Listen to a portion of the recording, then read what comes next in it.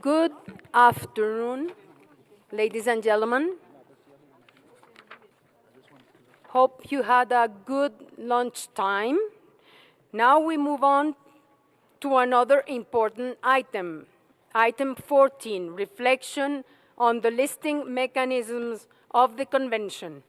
Under this item, we have to discuss the overall long-term reflection on the listing mechanisms to be completed by 2022. At the same time, under the same item, we will deliberate on the results we, committee members, would like to see achieved sooner without wanting to wait until 2022, the so-called early harvest. I will therefore ask Mr. Curtis to give us his presentation in two parts. The part one is to explain to us why this item is on our agenda, and secondly, the considerations for the overall reflection. After this, I will open the floor for debate. The part two is then to explain to us the early harvest package. By early harvest, I mean the revisions to the operational directives that will not allow the evaluation body to carry out the upstream dialogue. For this cycle, the evaluation body implemented the upstream dialogue on an experimental and provisional basis. Mr. Curtis, the floor is yours to give us information. Thank you, Madam Chairperson. And I apologize in advance if my presentation is a little bit lengthy, as there are many issues to discuss. I will start with the first part of my presentation, which is indeed the first time this item is included on the agenda of the committee, and I'll briefly take some time to explain why. The committee discussed on numerous occasions the undeniable positive aspects of the lists, but has also discussed issues and challenges relating to the listing mechanisms, and I think at this session we also have had some of these discussions. The first time the committee expressed clearly the need for an overall reflection on the listing mechanisms was at its 12th session in 2017. This was when it examined a request submitted by Vietnam to transfer an element from the urgent safeguarding list to the representative list, Decision 12-14. As you may remember, at its 13th session last year, the committee reiterated the need for an overall reflection. On the same occasion, it accepted the voluntary supplementary contribution from the government of Japan to the Intangible Cultural Heritage Fund with related decisions 13-6 and 13-10, which will enable the reflection to take place. The overall aim of the initiative is, inter alia, to reflect on the nature and purposes of the lists and the register of the Convention, to reflect on the relevance of the various criteria for each of these mechanisms, and to review the methodology for the evaluation and examination of nominations. As just mentioned by the chairperson, given the complexity of the issue at hand, the reflection will span over a long period. The committee last year requested that the reflection be finalized by 2022. At the same time, the committee also requested that the Secretariat propose ways to improve the inscription process of nominations as part of the early harvest package. This concerns the provisional upstream dialogue process between the evaluation body and submitting states. This dialogue process was used for the first time during the 2019 cycle on a provisional and experimental basis, and we have discussed it this year.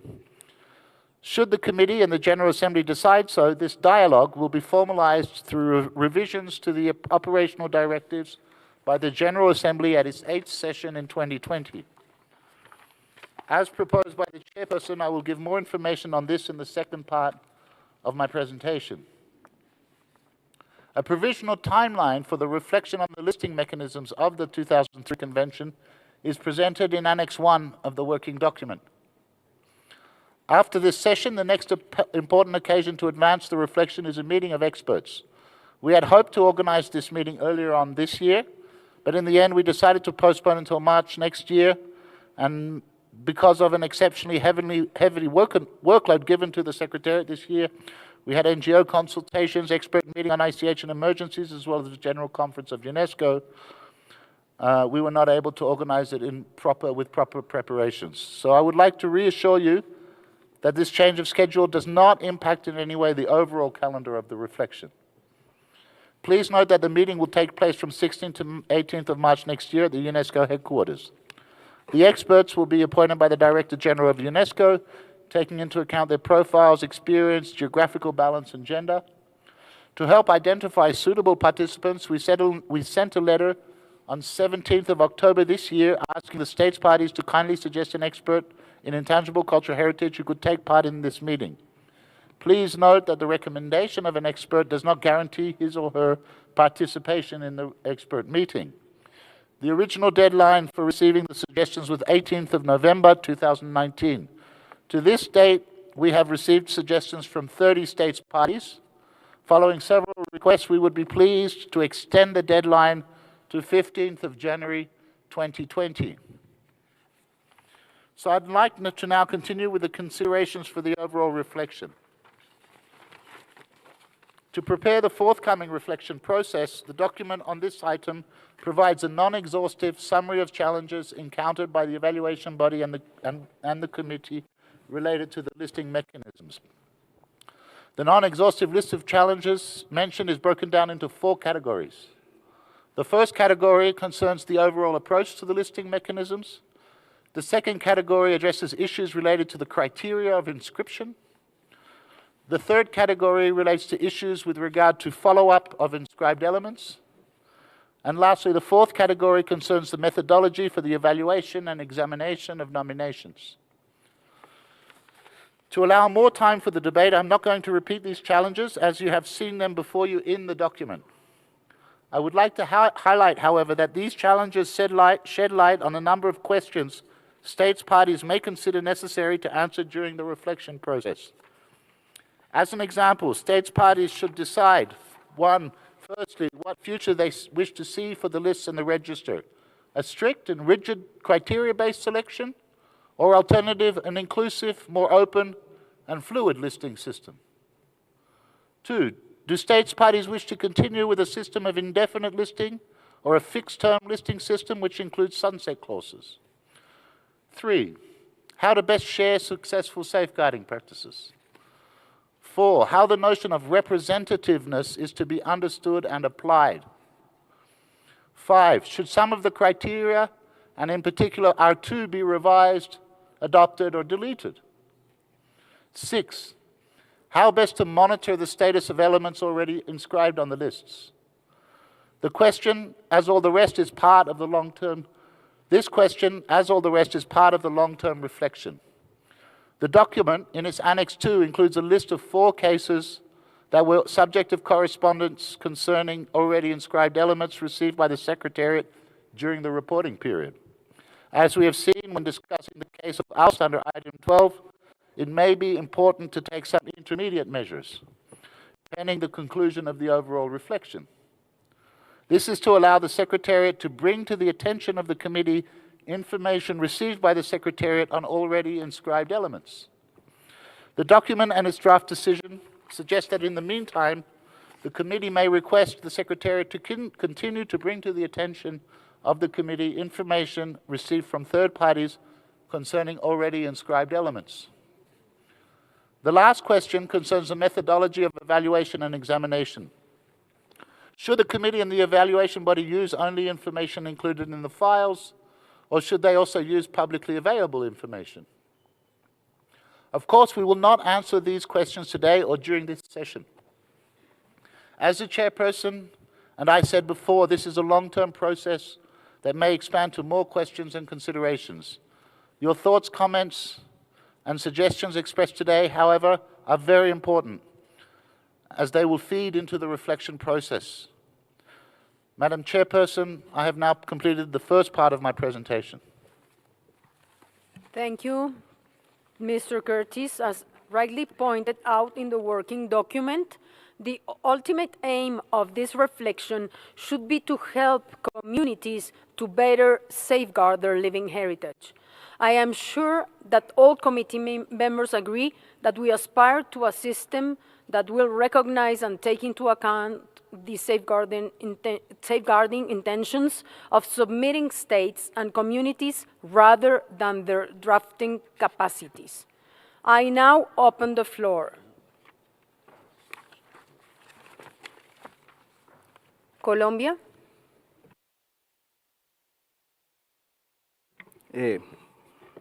Muchas gracias, Presidenta, por la palabra. En primer lugar, queremos agradecer la generosidad del Estado japonés para poder llevar a cabo la reunión de trabajo sobre la reflexión de los mecanismos de las listas de la Convención. Queremos también agradecer, por supuesto, al Secretariado por la preparación de un informe que compila los principales asuntos a ser tratados en dicha reflexión. Consideramos que esa reunión de expertos en la que reflexionaremos en el asunto será la oportunidad, digamos, de poder tener unas respuestas más expansivas con respecto a las preguntas que tenemos sobre los mecanismos de lista. Entonces, de nuevo, felicitar al Secretariado por este informe y por la presentación de esos puntos. Quisiéramos también nosotros reiterar la importancia del mecanismo de registro de buenas prácticas de salvaguardia. Consideramos que es un instrumento que refleja el espíritu de la Convención 2003, que antes que nada es un llamado de atención a generar transformaciones para la salvaguardia del patrimonio cultural y material en toda su diversidad. Asimismo, los esfuerzos dirigidos al intercambio de experiencias a la salvaguardia son bienvenidos, pero sin menoscabar la importancia de las buenas prácticas en el cumplimiento de la Convención 2003. Llamamos a los Estados parte a promover ejercicios de inscripción que para así puedan fomentar la visibilidad de la Convención como un instrumento de acción y de transformación para la salvaguardia. También quisiéramos recomendar, dado los ejercicios que se han hecho en el foro de ONGs, que pudiésemos conocer algunas de las recomendaciones que nacen de dicho foro con respecto a esta reflexión del mecanismo de lista. Muchísimas gracias. Gracias, Colombia. Japan, the floor is yours. Thank you very much, Madam Chair. As one of the founding member states of the 2003 Convention, and as a country who cherishes and values highly something intangible in our history, I'd like to share some views of why we are here and what are the problems fundamentally, particularly why we could not achieve the lofty concept and objectives of the founding members of the 2003 Convention.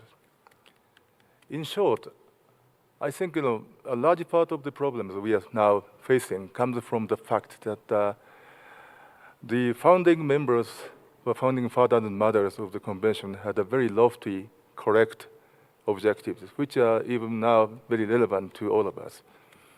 But in the process to put them into practice, there was actually divergence from the original lofty objectives and discrepancies. And what are they?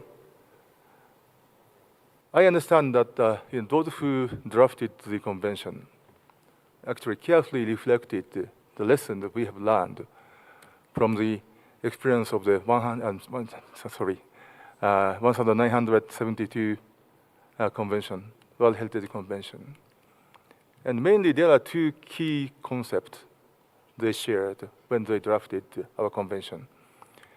Number one, they didn't adopt the concept of OUV, outstanding universal values, because it has caused a lot of problems because of the exclusivity and because of the authoritarian character in nature. And number two, they didn't adopt the examination mechanism like the ECOMOS, because ECOMOS was supposed to be a sort of Leviathan.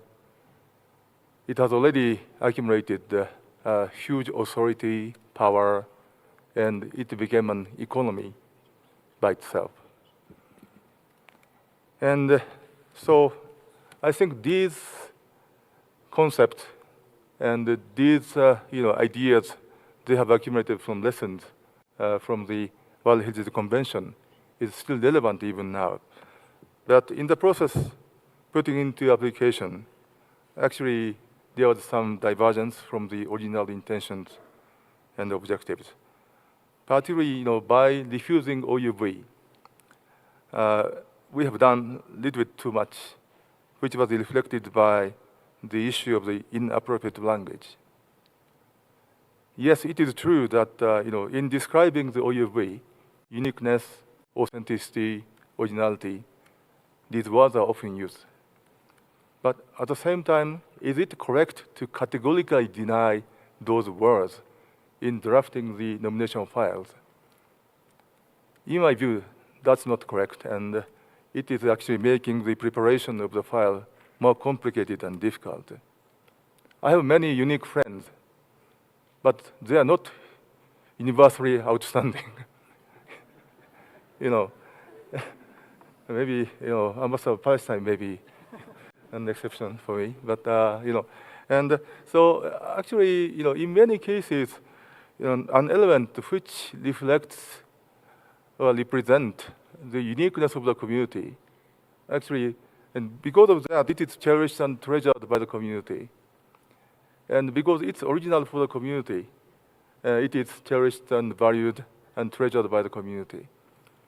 But in many cases, actually, they are unique and original, but not universally outstanding. So they are the two different things, but there is a confusion in it. And that is making the process of preparation of the nomination file very complicated. Number two, okay, we reject the concept of OUV. Then what is the core concept of ICH? Yes, there are many suggestions. And particularly, I really admire those who introduced the ideas of the community-centered approach. This is very important. But still, I myself do not really understand precisely what it means, actually. And yes, it should be bottom-up approach, people-centered, community-centered. Okay, then what they are exactly? And there are some criteria. And the criteria is actually an outcome of effort to put that concept into practice. But we all know that actually some criteria are always causing some confusion, like the R2 and so on. And also, community-centered approach is not a denial of the commercialization or engagement of the authorities, local and national. And that's why we supported and appreciate the initiative taken by Philippines and other countries to try to give the guidance for the over-commercialization and decontextualization. But still, actually, I think it's inappropriate to use the decontextualization too much because, I don't really understand what it means. And this is the sources of the confusion. And this is actually sources of difficulty for the nominating member states to prepare the good nomination file, addressing all, to a large extent, abstract concerns. And for number two, yes, we don't need e-commerce for intangible cultural heritage. And we don't need to adopt the style of the evaluation e-commerce is making. And basically, e-commerce actually makes a visit to the nomination stage with a huge cost, time, energy. But then, what we should do instead of e-commerce? And so far, we have not arranged a visit by evaluation body to the nomination states. And we are advising them to focus on the evaluation of the nomination file. But as it reflected in this DR, they need to make an evaluation only based upon the presented information. And that has been a source of the lack of sufficient information in some cases, and also lack of dialogue with the nominating states. And they are the sources of the, sometimes insufficient, or maybe some sort of disagreement between the member states and the evaluation body, and that is the reason of the diversion in some cases. So I appreciate the attempt to start the upstream dialogue, although there are many problems still being suggested in the process of the evaluation. But at the same time, I really appreciate that attempt. But we need to go ahead. And this is our information age, so without having the, on-site inspection, there are many ways to collect information and to have a dialogue through the internet and other medias. So let's work together to find a better and more credible method of evaluation, mechanism of evaluation. And finally, Japan once again reiterate its very strong commitment to this very critical process for the future of the ICH. Thank you very much. Thank you, Japan. Azerbaijan. Thank you, Madam President. Azerbaijan would like to thank the Secretariat for the detailed document presenting the key issues related to the improving the listing mechanism of the Convention and the relevant timeline with the view to finalize the reflection on the listing for the 9th session of the General Assembly in 2022. Here I would like to thank the Government of Japan for their contribution in this regard. While noting the whole diversity issues, we do believe that many of the issues are interlinked. Our delegation see particularly the strong link between the reporting on the elements inscribed on the urgent safeguarding list and the issues of transfer from one list to another and removal. We hope that the reform of the listing mechanisms will allow filling the legal vacuum in the operational directives in this context. With regard to multinational nominations, we consider that the little attention has been paid so far to the issue of the extension of the multinational elements already inscribed to other states who wish to join.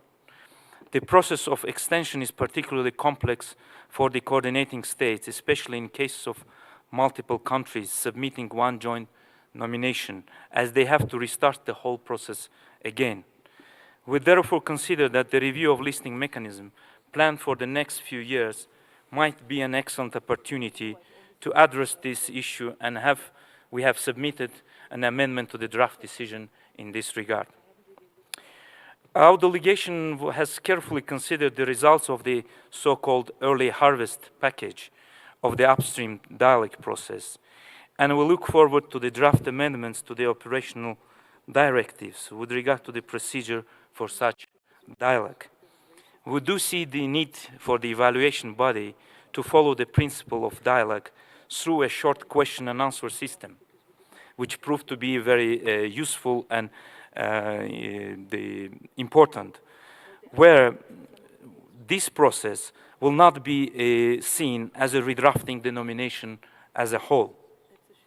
Finally, as I mentioned under the item 12, we need to recognize that a revision of the operational directives is necessary in order to establish clear and specific procedures, criteria for the removal of an element from the list and the transfer from one list to another, and this has been the logic of the committee's decision 12-14, when it examined issues linked to the transfer of element from one list to another. We have also submitted a draft amendment in this context.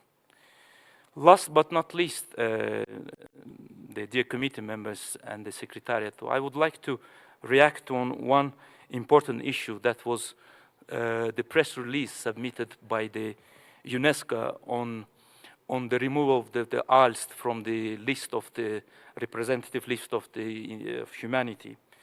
Unfortunately, it came as a surprise for us that citing the forms of the racism and the condemning these forms of racism, Islamophobia was skipped out from this press release. So I would like to take your attention to this issue and correct this press release as soon as possible. Thank you.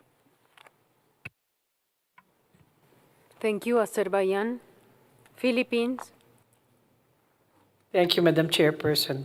In light of our decision on item 12, we wish to join other colleagues in expressing the sentiment that there is an urgent need to define clear, objective, and predictable procedures and criteria for removing an element on the lists of the Convention.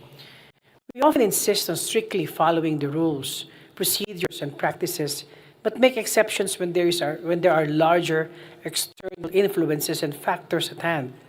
Setting fair, transparent, and state party-driven procedures should be a priority of the global reflection, together with the possible redefinition of criteria R2 and procedures for the transfer of elements from one list to another.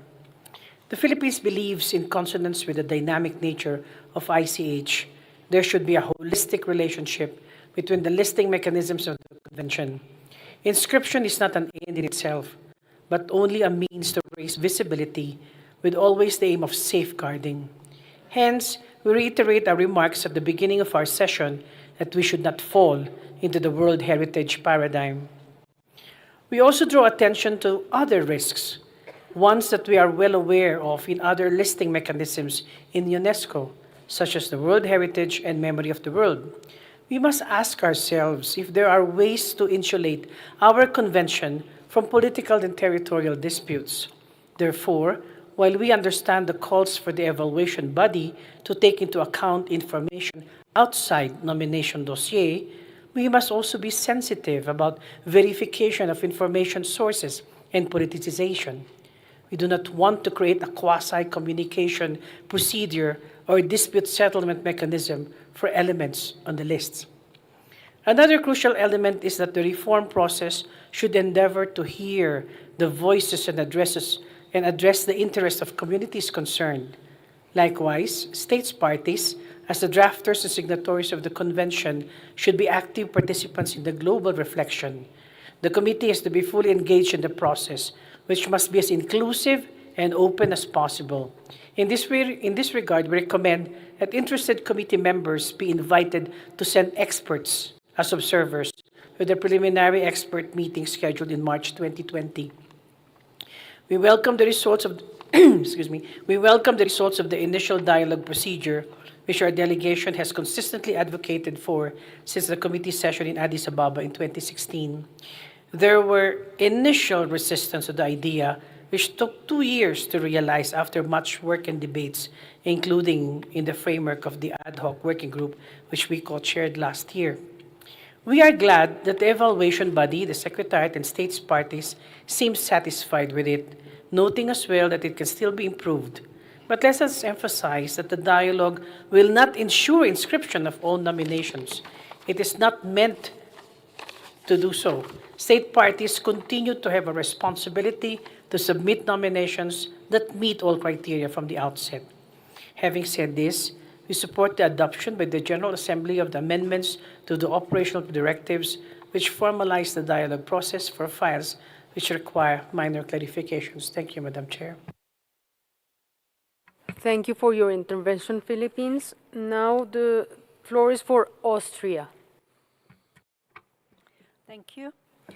First, I want to thank Tim for the comprehensive overview of the challenges ahead of us, which is a very good and concise reminder for us all. This committee has discussed the questions of removal of an element from a list and the transfer from one list to the other, as well as the nature and purposes of the lists a number of times. We very much welcome the proposal of having an expert meeting that will deal with all the questions and make suggestions for a possible adoption by the next General Assembly. Overall, we think that the introduction of new forms, criteria, and requests should be given careful consideration. An important point not to be forgotten is a reflection on the follow-up of inscribed elements. We have just discussed a case in which the criteria for inscription were no longer met. And we know about elements that have been inscribed that have given rise for concern. There are manifold options for such a follow-up. Why not install, for instance, a community-based peer-to-peer review system using a new tool like Dive into Intangible Cultural Heritage to form working groups across domains, themes, and so on. We could also involve accredited NGOs, for example, by asking them to submit shadow reports with the participation of communities. The new reporting cycle might also be helpful in the follow-up process, given the fact that there will be more meetings and exchange sessions in the region. Finally, a point for the new working group will be the reconsideration of the purposes of the list. After 4 years as a member of the committee, we feel that the committee spends a significant amount of time and energy on discussing nominations for the representative list that are sent through a heavy nomination and evaluation process, not always with the expected result, which then causes irritation and disappointment among different stakeholders. Therefore, it might be time to consider the idea to make a representative list more representative and inclusive. This could be a chance to celebrate the great diversity of cultural expressions and human creativity together, while it would allow the communities to spend its energy on the sharing and caring aspects related to the safeguarding of ICH. That is, the sharing of good safeguarding practices and the caring for elements in need of urgent safeguarding. Please let me give the floor to my colleague. Just a final word that I'd like to pick up what the ambassador of Azerbaijan said. I would also hope that the Secretariat could rectify the omission in the press release on the Carnival of Alst. We specifically decided in our decision that we condemn all forms of discrimination, including racism, anti-Semitism, and Islamophobia. It is very important that we include Islamophobia, and we would like to join our concern and request voiced by the delegation of Azerbaijan in this respect. Thank you very much. Thank you, Austria. We'll go now to Netherlands. Thank you, Madam Chair. We would like to thank the Secretariat for the very well prepared documents, and we would like to thank Japan for the support of the expert meeting to reflect on the listing mechanisms. As we have seen from our discussions of the last few days, this item is very timely, and our experts should thoroughly discuss it with a follow-up during the General Assembly in June 2020. The past days have shown that there seems to be a lot of confusion about and misunderstanding of the concepts of this convention. For the past 10 years, UNESCO has invested in capacity building, but it seems the effects are not always reflected in the files. We wonder if this doesn't point towards a deeper lying problem. Is the system transparent and inclusive enough, or do we need to adapt the system more rigorously? In this stage of the reflection process, we would like to pose some ideas. The Netherlands would like to discuss a more fluent and dynamic approach. We are open to discussing a sunset clause, and we would like a listing system that allows for a more process-oriented approach. A sunset clause might allow for this to happen. We could think of other ways to make it more dynamic, and we are interested to discuss all the options.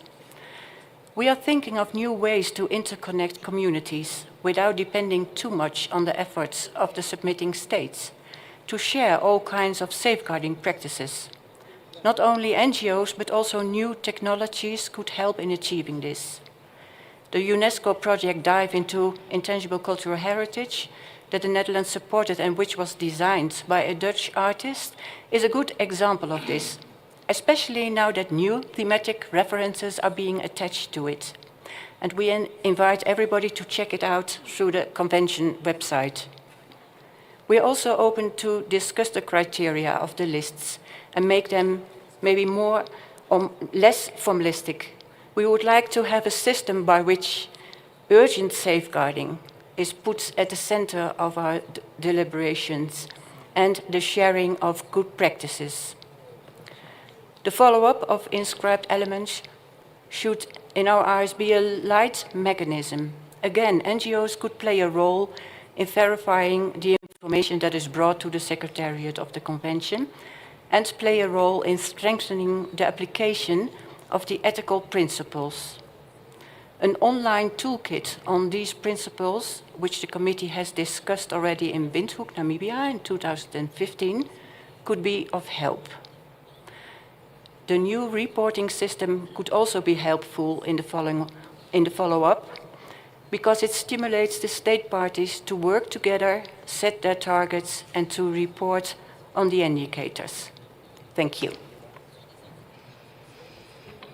Thank you, Netherlands. Kuwait, please. Thank you, Madam Chairperson.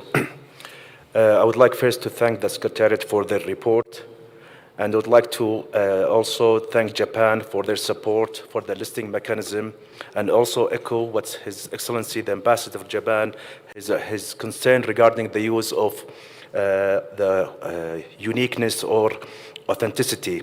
I truly agree what he was saying, about what he was saying on that. I have 3 points I would like to share.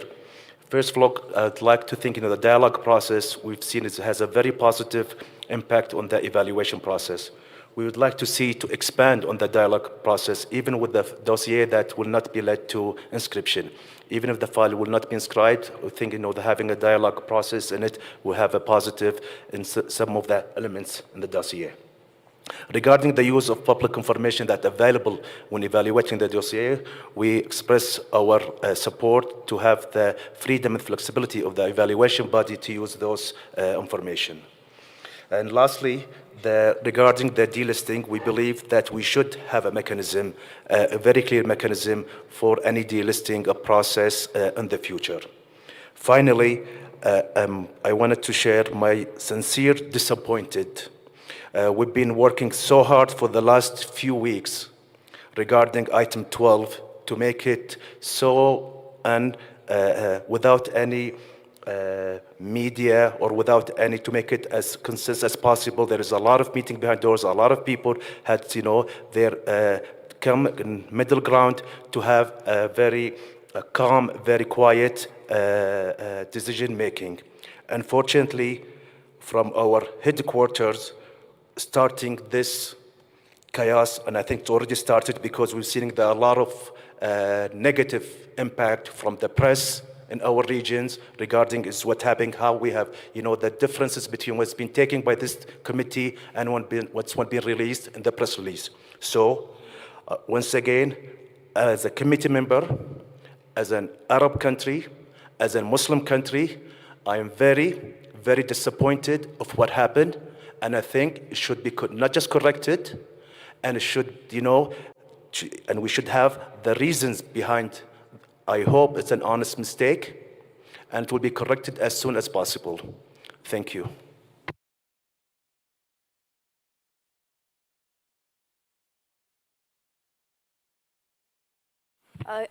I'm giving the floor to Mr. Curtis to address this specific issue. I'm afraid at this stage I'm unable to express this issue because I don't really know what has happened. I do hope it is also a mistake. I understand that they're looking into it. I'm afraid so they're looking into it. We will get back to you as soon as we find out. Thank you.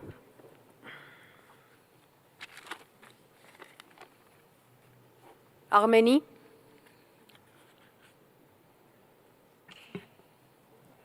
Merci Madame la Présidente. La délégation de l'Arménie remercie le secrétariat pour sa présentation des problématiques liées au mécanisme d'inscription sur les listes, que ce soit celles relatives aux critères d'inscription, au suivi des éléments inscrits ou encore à la méthodologie d'évaluation des candidatures. Les problèmes qui seront abordés dans le cadre de cette réflexion globale sont d'une importance vitale pour l'avenir de la Convention. Cette délégation remercie le Japon pour sa contribution à l'organisation de cette réflexion. Et cette délégation appuie l'approche inclusive qui va prévaloir dans le processus de réflexion globale qui va s'engager au premier trimestre 2020 et, dirons-nous, remercie le secrétariat pour prendre bonne note justement des nouveaux délais qui ont été accordés aux États parties pour nommer nos experts.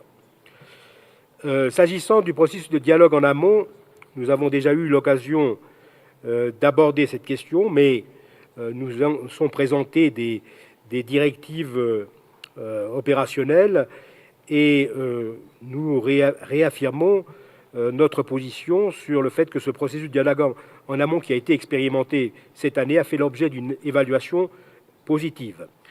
Et sur ce point, cette délégation prend bonne note des amendements aux directives opérationnelles qui sont proposées et qui établissent un cadre opérationnel permettant d'améliorer par ce court processus de questions-réponses son évaluation des dossiers concernés par ce processus de dialogue.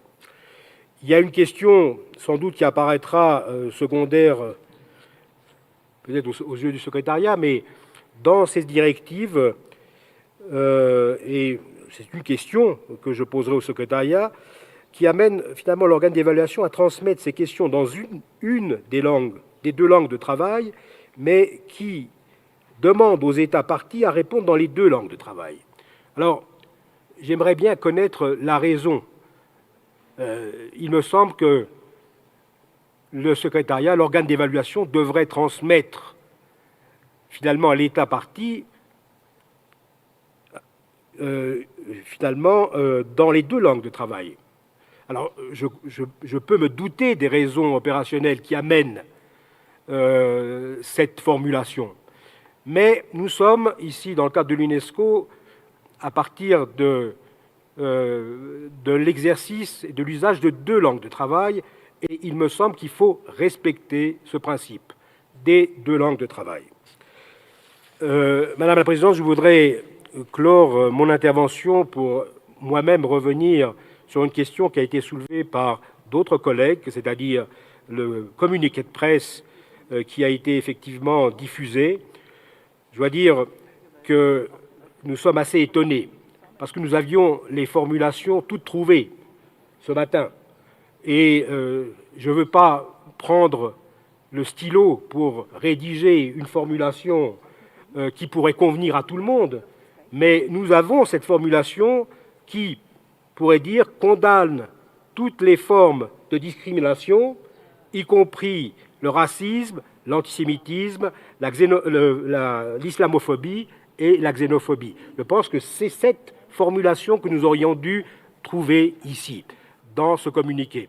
Et là, on met de côté les appartenances musulmanes, religieuses, chrétiennes. C'est une position de principe et nous défendons cette position de principe. Il fallait absolument que ce point de vue-là, le point de vue qui a été défendu par les États partis aujourd'hui sur cette question, soit reflété dans le communiqué. Merci. Merci l'Arménie. Je vais donner la parole à la DG, Monsieur Ottone. Pour que tous les États...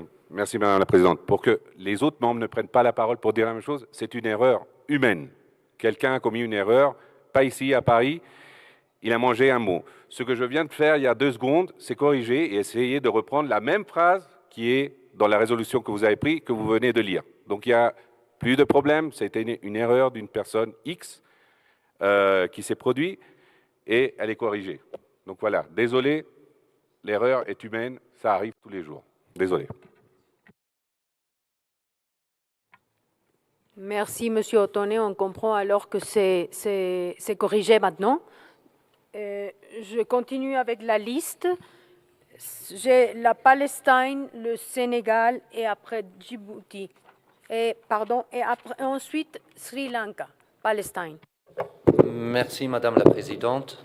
Je dois commencer par remercier le secrétariat pour ce document de travail très clair et compréhensible.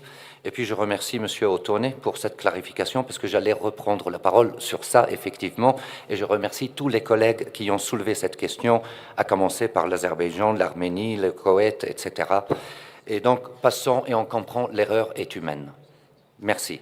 Donc maintenant pour revenir à nos moutons, comme dit l'autre, I would like to start first by thanking the delegation of Japan and the ambassador of Japan for their commitment to this convention and their continuous effort to promote the purposes of this convention and to address the challenges and confusions that Mr. Ambassador Yamada has mentioned in his intervention, to which I subscribe fully. Second thing, actually, I'm not going to repeat what has been said, since I also agree with all the interventions, starting with Azerbaijan and others, regarding the clear procedure of delisting. And in this regard, Palestine would like also to join the amendments submitted by Azerbaijan, Philippines, and others. Now, regarding other issues, the intervention of Philippines, I think it was very clear, and I fully subscribe to this intervention. They mentioned, of course, the procedure of the listing, but also the verification of information. And in this regard, I would like to take an example. Everybody knows here the method of work of the Register Subcommittee of the Memory of the Word. Maybe I'm not asking to have the same method, but we can get inspired in this regard. Regarding the dialogue process, also it has been raised by Philippines and others, and I fully subscribe to their position. The follow-up question also has been thoroughly addressed by the delegation of Australia, and I thank them for this, and I agree fully. Austria, sorry, yes, forgive me, I'm really sorry. No kangaroos in Austria, I'm sorry. Non, mais c'est une confusion très commune. Bon, to make it short now, the mechanism concerning the communication, it has not been mentioned by any other colleague. So, to make it clear, I subscribe to all interventions, and the only thing that has not been mentioned, it is the mechanism regarding the communications received by the Secretariat on the inscribed elements on the list. And in this regard, I ask that these communications be brought to the attention of the committee. Thank you, Madam Chair. Thank you, Palestine. Le Sénégal. Merci, Madame la Présidente. Je voudrais remercier l'organe, du moins le secrétariat, pour ce rapport très clair. Je veux dire que la répétition est pédagogique, parce que ma phrase commence exactement par la même introduction que la Palestine. On ne peut pas ne pas remercier l'ambassadeur du Japon, qui a bien voulu rappeler les principes qui ont prévalu à l'adoption de la Convention de 2003. Il a évoqué les notions d'exceptionnalité, valeur universelle exceptionnelle, authenticité, intégrité. Et il faut dire à l'époque que face au déséquilibre criard qui était noté dans la Convention 72, où on était très peu représenté, quand je parle de l'Afrique, cette convention était bien saluée. On disait d'ailleurs que c'est cette convention qui promeut que toutes les cultures se valent. Cette convention, donc, comme je disais, était bienvenue pour les États d'Afrique, qui auront désormais la possibilité d'inscrire plusieurs éléments qui expriment leur patrimoine culturel de manière complète et globale. Seulement, pour être franc, aujourd'hui, nous notons malgré tout que l'Afrique doit faire face à d'autres défis majeurs. On n'a pas encore inscrit les biens comme on le souhaitait, les éléments comme on le souhaitait. Ces défis majeurs ont peut-être pour nous le renforcement de capacité. Oui, on y est, on y travaille et chacun le propose. Mais il y a également d'autres questions très importantes liées aux critères. Si je prends par exemple la question des communautés, est-ce que quelqu'un peut dire exactement comment chaque communauté est organisée en Afrique? Moi qui suis au Sénégal, qui suis sur le terrain, j'avoue que ce n'est pas la même chose dans toutes les régions, dans tous les terroirs. Et quelquefois, quand nous sommes dans une communauté où c'est une hiérarchie avec une société secrète, ou avec des patriarches qui gèrent comme des chefs coutumiers, ce n'est pas ces gens qui vont aller signer des lettres de consentement. Non, pas du tout. Ils délèguent. Et pourtant, ce sont les praticiens du culte. Est-ce que l'organe peut comprendre cela? Que voilà les mécanismes qui régissent cette communauté dans cette partie d'Afrique. Ce n'est pas évident. Mais s'il y a le dialogue, par contre, on peut bien expliquer pourquoi telle ou telle personne a signé au nom de la communauté parce que cette personne a été déléguée par les chefs coutumiers de cette communauté. C'est des questions comme ça qui, dans le critère R2 ou dans d'autres critères, se posent. On les évoque. Et c'est pourquoi nous, on sollicite le Sénégal, sollicite que le mécanisme de dialogue soit poursuivi et renforcé. C'est pourquoi d'ailleurs nous supportons l'amendement proposé par certains pays pour les directives opérationnelles et pour qu'ils prennent en compte, pour que le mécanisme de dialogue soit pris en compte. Je pense que c'est ce que nous voulions dire sur cette question et nous supportons donc cet amendement. Je vous remercie. Merci beaucoup au Sénégal pour les réflexions. Je vais passer la parole à M. Curtis. Je pense que...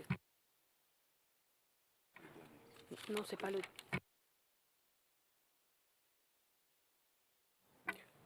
Thank you, Madam Chair. Sri Lanka would like to thank the Secretariat for the excellent report and Japan for financial contribution for this project.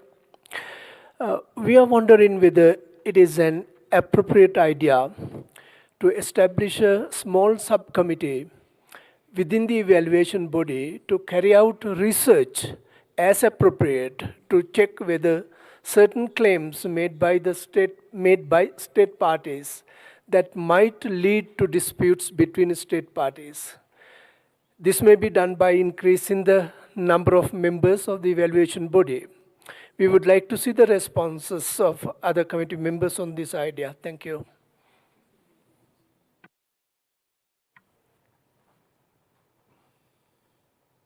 Djibouti, please, you have the floor. Gracias, señora presidenta.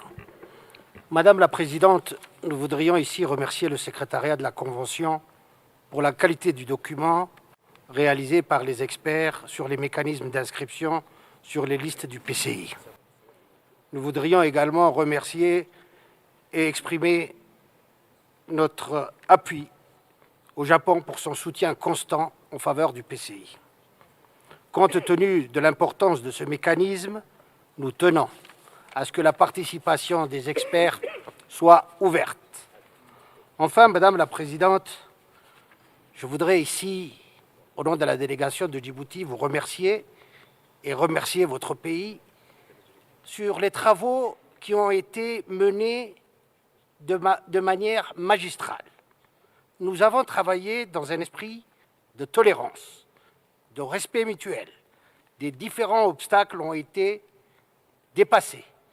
L'ensemble des 24 membres du comité ont travaillé main dans la main, y compris sur des questions hautement politiques, pour que cette conférence qui a lieu à Bogota soit couronnée du plus grand succès possible. Nous regrettons et déplorons, Madame la Présidente, combien grave que le secrétariat ait pu commettre cet impair. Enfin, faute reconnue, à moitié pardonnée. Nous voulons à cet égard prendre acte et nous remercions notre directeur général chargé de la culture, Otoné, qui vient de nous présenter et nous dire que ce sont les excuses. Je vous remercie, Madame la Présidente, mais je voudrais que ceci apparaisse également sur les conclusions de nos travaux. Je vous remercie. Merci, Djibouti. Maintenant, je vais passer la parole à Monsieur Curtis. Thank you, Madam Chairperson. I will go to a number of the questions addressed, and I think the ADG has also spoken on the error that happened, so I won't go back into that issue. I will discuss the issues related to the reflection on the listing that we have just discussed. I might start first, if I may, just to sort of put a little bit some of the perspectives with the question from the Honourable Delegate of Armenia, who asked why does the state party have to submit in 2 languages the reply to the dialogue process. And the reason we did that was, if you will remember last year, is we do face a very difficult situation mechanically in processing all the files. And so that was why we found that was part of the resistance for the dialogue. Why am I raising this is because I hope that this reflection can fix the whole system, because what's happened at the moment, and I suppose the evaluation body would be able to speak to it, is the evaluation body is overloaded in the year for the process. So we have these kind of fix-it solutions, which was the compromise last year when we discussed how to do the upstream dialogue, with very little time to come and go. So it is hoped that all of these issues in the overall revision get addressed, but they get examined in their entirety so that the whole process from the submission to the examination, to the dialogue, and to the committee decision can be reviewed together so that each part fits. So I wanted to point out that the point of putting it in this paper is to look at a holistic revision so that the process itself is manageable. I understand Senegal also asked questions requesting dialogue. Many of the questions were requesting on the dialogue mechanism. We have indeed included the operational directives, which will come in part 2 to allow the evaluation body to change its decisions in September. But I imagine, the reason I started with that example of Armenia, is that once the overall reflection, there could be ways to more seriously improve the dialogue mechanism, but still allowing the committee to work within the structures that it must. Thank you. Thank you, Mr. Curtis. I see l'Arménie.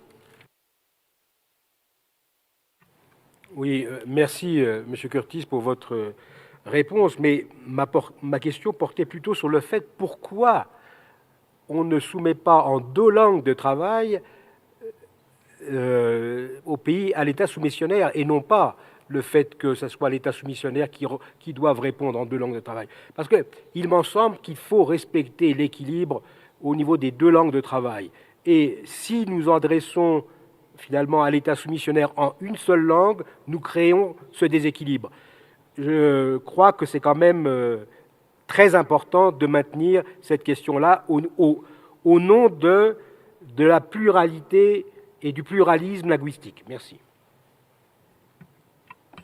Merci, l'Arménie.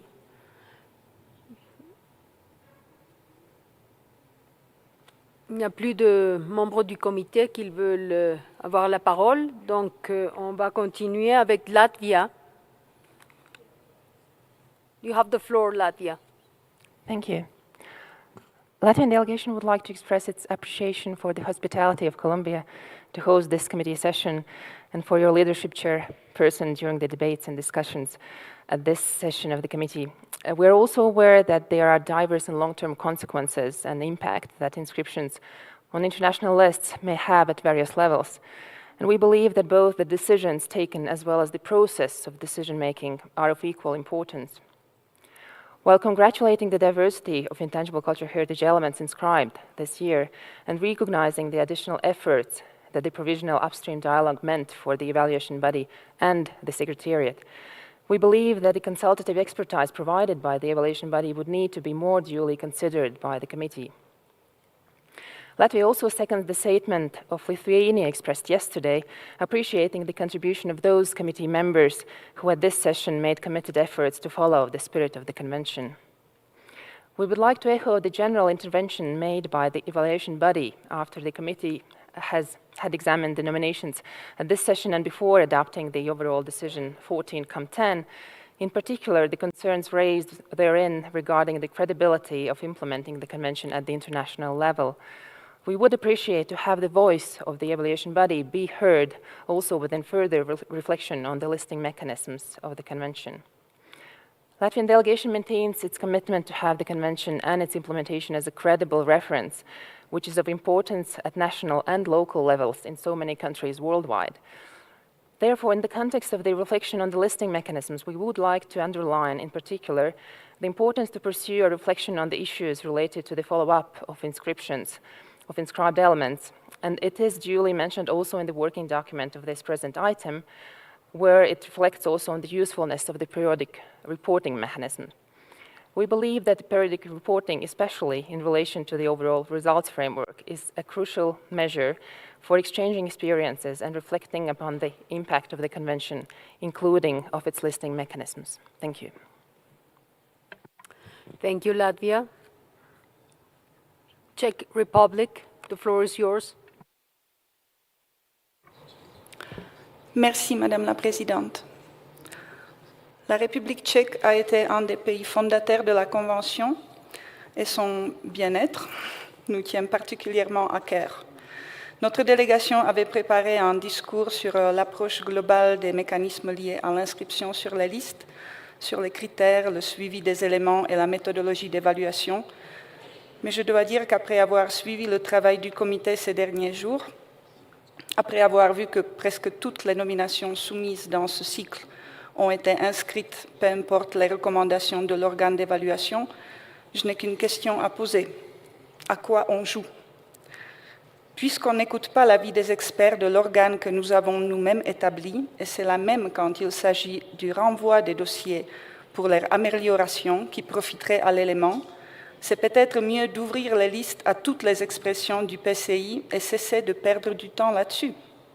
Le secrétaire de la Convention nous a dit au début de cette réunion que 1300 personnes se sont déplacées à Bogota pour suivre les travaux du comité qui a consacré 2 jours pleins à l'examen des dossiers d'inscription, qui se sont déroulés sur le même modèle. On remercie l'organe d'évaluation pour ses analyses pertinentes. On accepte sans un mot ses recommandations d'inscrire un élément, mais on ne suit presque aucune de ses recommandations de renvoi. Et tout à la fin du point 10, on conclut en félicitant cet organe dont on n'a pas respecté le travail.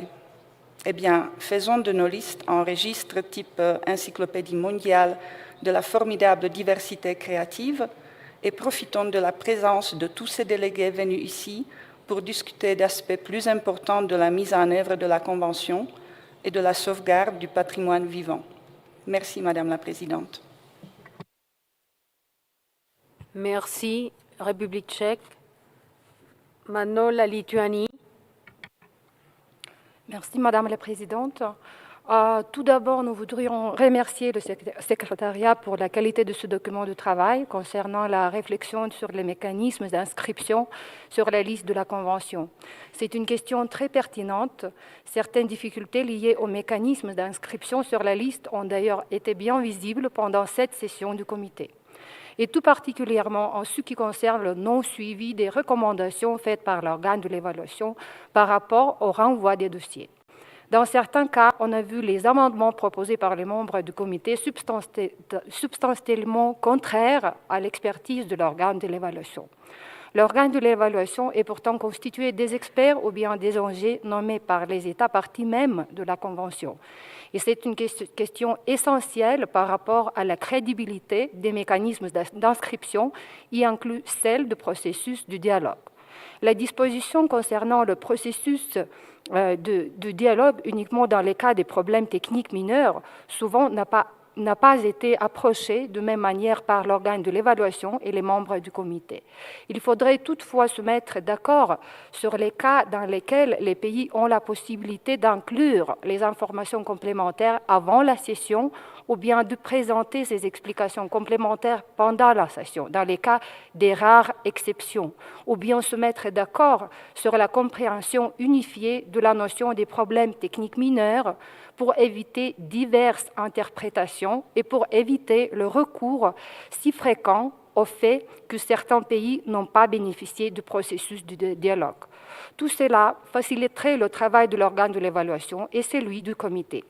Nous sommes du même avis que l'organe de l'évaluation, que le renvoi des dossiers peut être un excellent instrument pour améliorer les dossiers, mais également nous croyons que des fois, cela peut servir même au pays d'un guide pour effectuer certaines démarches très positives et nécessaires en faveur de la sauvegarde des éléments.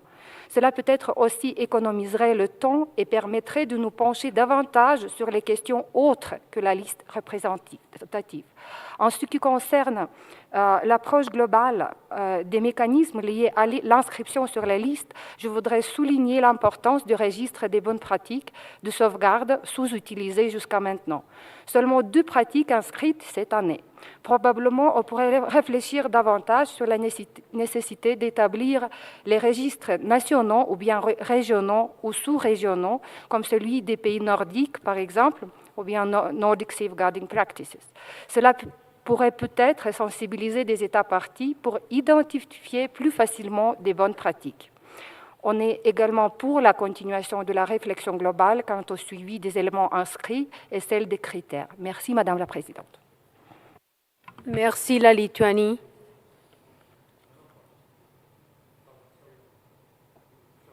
Okay, Palestine. Merci Madame la Présidente.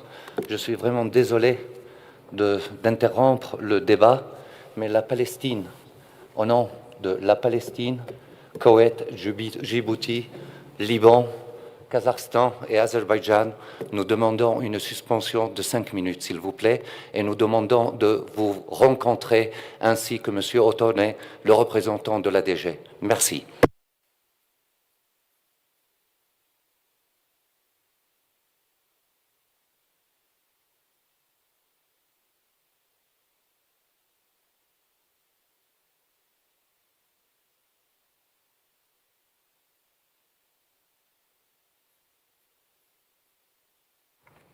Arménie. Madame la Présidente, quand il s'agit de faire une interruption, c'est quand même un élément important. Donc les États qui sont membres du comité ont quand même le droit d'être informés de la question si urgente qui amène le comité à suspendre ses travaux. Oui, je peux expliquer. Merci. Oui. Je pense que c'est la façon de le faire. Allez-y, Palestine. Oui. Nous avons remarqué et nous sommes convaincus que tous nos collègues, que ce soit les membres ou non membres du comité, sont respectueux des valeurs de l'Unesco. Et malheureusement, ce qui s'est passé, comme on dit, le mal est fait. Les médias à travers le monde sont en train de transmettre la première déclaration. The first press release is used everywhere. It has been corrected. The first correction was not accurate. Our colleague from Armenia, he mentioned that the decision have a specific paragraph. He read it out. And the first correction, unfortunately, took off the word including. And right now, just 2 minutes ago, the word including came back. Unfortunately, I mentioned that all the media à travers le monde, que ce soit le monde arabe, musulman et autres, sont en train d'utiliser la première version qui occulte l'islamophobie et les autres formes. Donc nous souhaitons vous voir, Madame la Présidente, ainsi que le représentant de la directrice générale, car nous devons trouver une solution réelle qui pourrait corriger ce problème. Merci. Arménie. Madame la Présidente, je crois que cette demande-là ne concerne pas seulement les 5 délégations. Je pense que l'ensemble des États partis, l'ensemble des membres du comité sont concernés par ce qui se passe.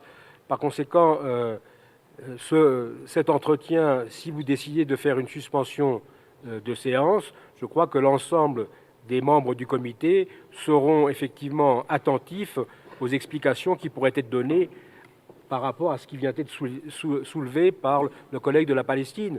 Et je pense qu'on peut s'exprimer au nom de l'ensemble du comité ici, Madame. Merci. Merci, l'Arménie, Djibouti. Madame la Présidente, le fait que nous ayons demandé à voir, Madame, votre personne, en tant que présidente, en tant que représentante de la Colombie, et le représentant de Madame la directrice générale en aparté, nous sommes très attachés à l'UNESCO.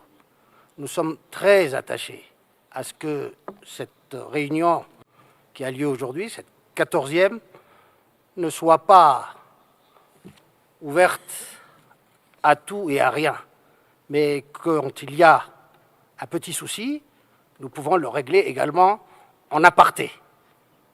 Nous avons travaillé depuis le début de ces comités dans un esprit d'ouverture, de tolérance, de respect mutuel, et nous demandons, et je crois que c'est notre droit, Madame la Présidente, si vous voulez, nous pouvons l'ouvrir ici, mais je pense que pour éviter que l'on ouvre un dossier béant et qui ne pourra pas ramener un plus positif, que nous puissions résoudre ce problème le plus rapidement possible, de la manière la plus civilisée, entre personnes qui adorent et qui aiment cette organisation qu'est l'UNESCO. Je vous remercie, Madame la Présidente. Merci. Palestine. Bien sûr, je suis tout à fait d'accord avec mon collègue de Djibouti. Cependant, si l'ambassadeur de l'Arménie souhaite que les discussions soient ouvertes et prendre part à la résolution de ce problème, nous sommes ouverts. À ce moment-là, on peut commencer la discussion, mais nous souhaitons avoir M. Ottone avec nous, et à ce moment-là, nous allons voir comment nous pouvons adresser ce problème. Personnellement, je pense qu'il n'y a qu'une seule solution à ce stade-là, c'est d'avoir une déclaration, soit par vous, Madame la Présidente, ou soit par le représentant de la directrice générale pour expliquer qu'il y a eu une erreur, comme il l'a dit, et l'erreur est humaine. À ce moment-là, nous pourrons être satisfaits. Autrement, ça ne pourrait pas être satisfaisant. Merci. Mais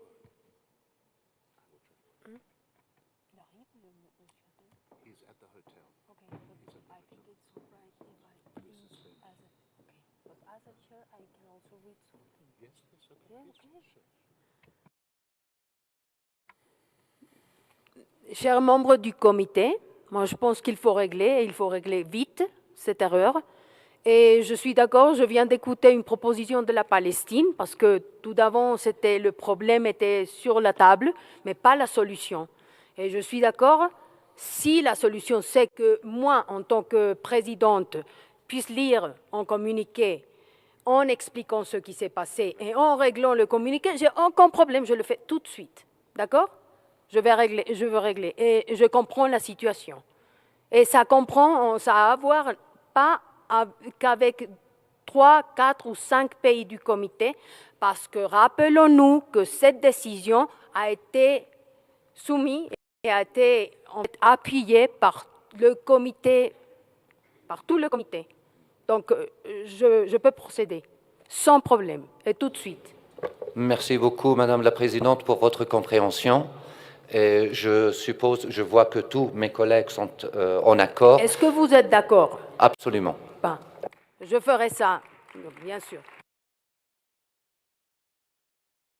Alors, on va préparer la déclaration, 5 minutes, et je la donnerai, pas de problème. Merci beaucoup.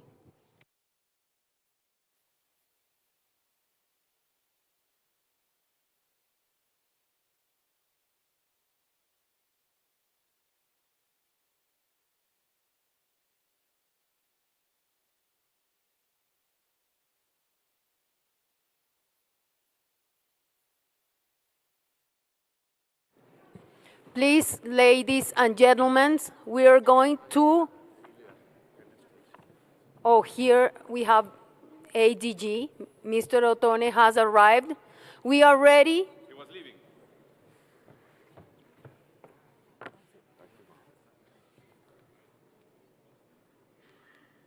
Nous allons reprendre la session, s'il vous plaît. Entrez dans la salle.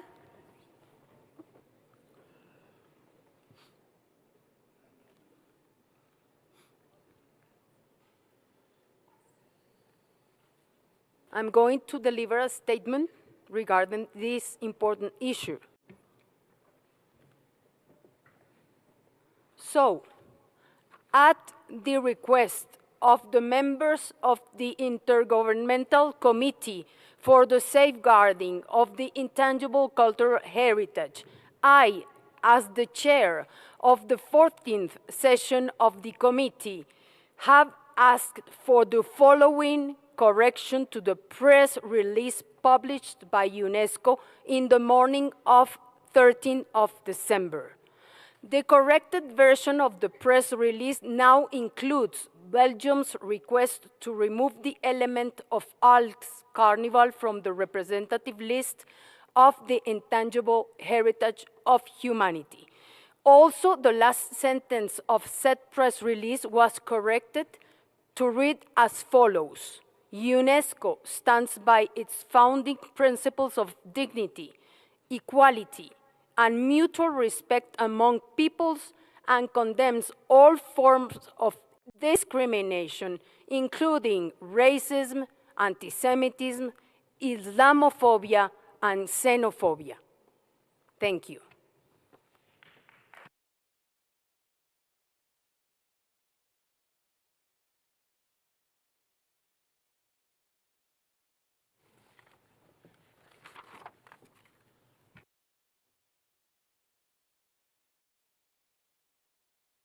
Excuse me, when we suspended the session, Belgium wanted the floor, so I give you the floor. The floor is yours, Belgium, s'il vous plaît. La Belgique.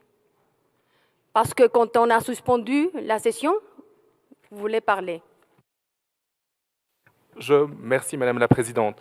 Je comptais intervenir sur le point 14 en général, mais puisque vous me donnez la parole, je tiens juste à remercier le comité et le secrétariat d'avoir également corrigé le communiqué de presse en incluant que la Belgique avait demandé préalablement à la session le retrait du carnaval d'Alos de la liste représentative.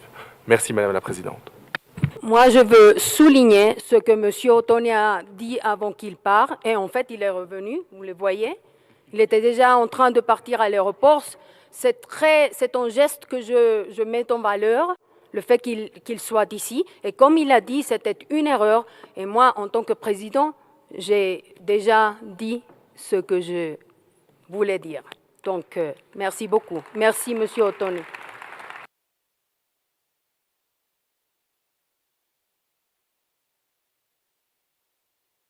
Donc, nous souhaitons bon retour à Paris, M. Ottoni. Merci pour tout.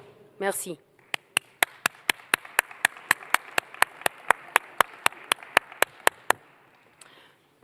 Donc, on va...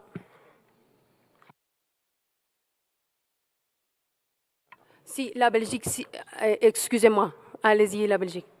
Pour le point 14, si on reprend le point 14 à ce moment-là. Oui, OK. Donc nos remerciements vont au secrétariat pour la qualité du document 14 comme 14. Suite aux recommandations du point 12 adopté ce matin, la Belgique soutiendra avec force la réflexion sur les mécanismes liés à l'inscription sur les listes de la Convention, en se basant particulièrement sur les directives opérationnelles, les 5 critères et les 12 principes du Code éthique qui doivent renforcer la mise en œuvre des valeurs de l'Unesco auxquelles notre pays adhère. Je tiens à ce propos à rappeler que la Belgique a été parmi les premiers pays à adopter une législation spécifique dès 1995 contre toute forme de discrimination, y compris le racisme, l'antisémitisme, l'islamophobie et la xénophobie. Dans ce contexte, la Belgique souhaite proposer son expertise pour faire évoluer positivement la Convention, comme elle a toujours fait depuis sa création. Merci Madame la Présidente. Merci la Belgique. Now I see that NGOs, the floor is yours. Thank you, Madam Chair. Dear Madam Chair, distinguished members of the committee, in the name of the whole ICH NGO Forum, personally being a representative of the Association of Folk Artists from Poland, I would like to forward to you an information that during its symposium on Sunday, the Forum addressed the upcoming process on global reflection on the reform of the listing mechanism with the view to reflect on the advisory functions of NGOs. And all NGOs were included and provided their views, along with many concrete recommendations. However, due to time, I would like only to draw your attention to 5 points. Regarding pre-inscription monitoring, it was underscored that the involvement of communities and NGOs should be increased, since their inclusion in the ICH element selection process for nomination to UNESCO list varies widely and now lies fully in the hands of states parties. The need to introduce bottom-up strategies in pre-inscription monitoring as well as creating a space for this dialogue was raised. Regarding post-inscription monitoring, participants of the symposium agreed that such monitoring is not happening because there are no concrete procedures available to monitor elements after inscription. Such procedures should include, among other already raised issues, whether and how safeguarding plans are implemented, and whether and how communities benefit from them. NGOs also hope that a new periodic reporting system will be inclusive for NGOs. Regarding the assessment of the urgent need to safeguard an ICH element, there is no methodology to evaluate the level of urgency available at hand at the moment. There is also little understanding of what urgent safeguarding means and a need for more specific criteria for determining whether an element requires urgent safeguarding and when it should be removed or transferred. The importance of the application of 12 ethical principles was also highlighted in this regard. Ethical Principle 4 states that all interactions with the communities should be contingent upon their free, prior, sustained and informed consent. The notion of empathy was suggested when embarking on urgent safeguarding projects. Regarding the discussion about the register of good safeguarding practices, participants agreed that the register is not given the visibility it deserves, and it is not perceived as important. They agreed that it is now constructed in a manner that makes it not attractive for states, with criteria that are very difficult to meet.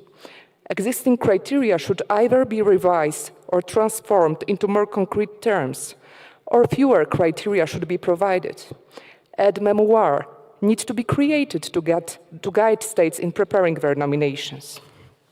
There is also a need to establish capacity-building training focused upon the register.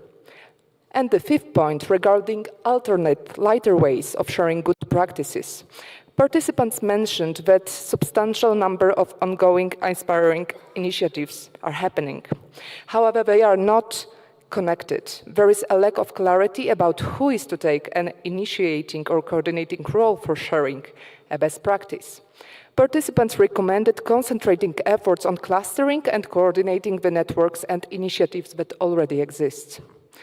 The NGO Forum plans to prepare a written report presenting all conclusions elaborated during this discussion and make it available via its website to all NGOs as well as to the Secretariat before the global reflection process on the reform begins in March 2020. Thank you, Madam Chair, and thank you, Japan, for supporting the process. Thank you, NGOs.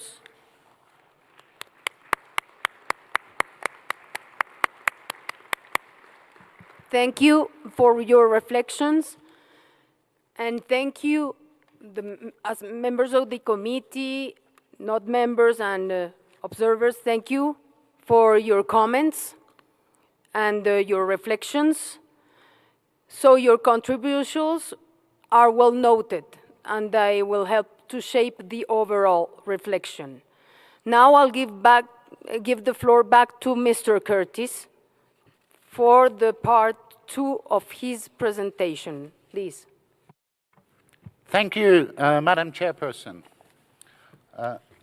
The second part of my presentation, as I mentioned at the beginning of the presentation, is about the so-called early harvest package. And by this I mean the changes to the operational directives, which will be proposed to include the possibility to formalize the provisional upstream dialogue process. Over recent cycles, the committee expressed its discomfort concerning the fact that no distinction was made between files recommended for referral by the evaluation body due to minor technical aspects and files recommended for referral based on issues that are more fundamental. For this reason, the committee at its 11th session in 2016 decided to establish an informal ad hoc working group in order to examine, inter alia, issues related to the dialogue between the evaluation body and submitting states. To remedy this situation, and based on discussions initiated in 2016, the committee last year decided, for the 2019 cycle, to initiate a provisional upstream dialogue between the evaluation body and the submitting states. In particular, the committee requested that the Secretariat transmit any questions of the evaluation body on files submitted for the 2019 cycle to the states parties concerned after the second meeting of the evaluation body in 2019. At the same time, the committee invited the states parties concerned to submit clarifications to the evaluation body before the third meeting of the evaluation body in 2019. As explained in the document, a specific provisional arrangement was necessary to respect the calendar of evaluation specified in paragraph 55 of the operational directives. As we heard from the chairperson and the rapporteur of the evaluation body, the experience was positive in its application, although the results were not necessarily as initially expected.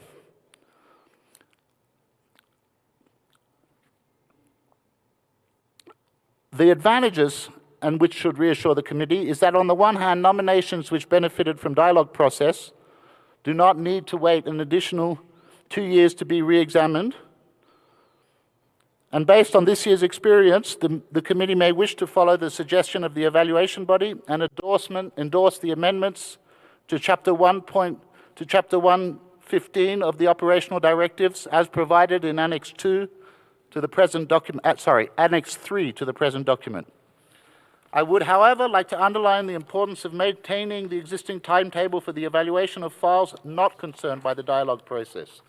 If this is not the case, there is a real risk that the evaluation body will be unable to complete its evaluation by the September meeting. Thank you, Mrs. Chairperson. Thank you, Mr. Curtis. Before opening the floor for debate, I would like to take this opportunity to thank once more the government of Japan for its generous contribution, which makes this crucial reflection possible. Thank you very much, Japan. Now I open the floor. Does anybody want to take the floor? China?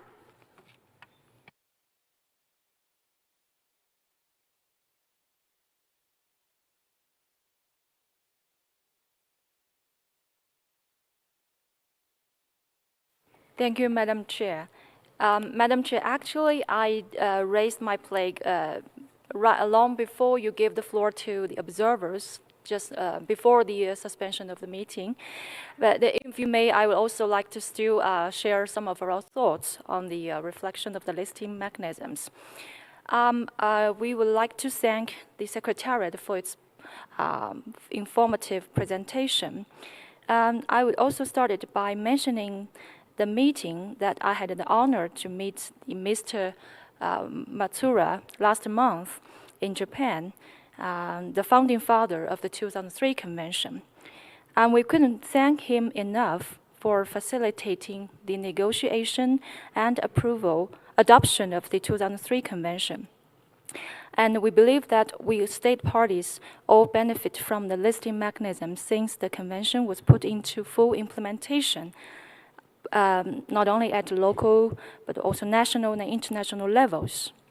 And we state parties shall always bear in mind the purpose of the lists and objectives of the 2003 Convention, and shall make utmost efforts to avoid any sensitive or political issues and to maintain the credibility of the 2003 Convention.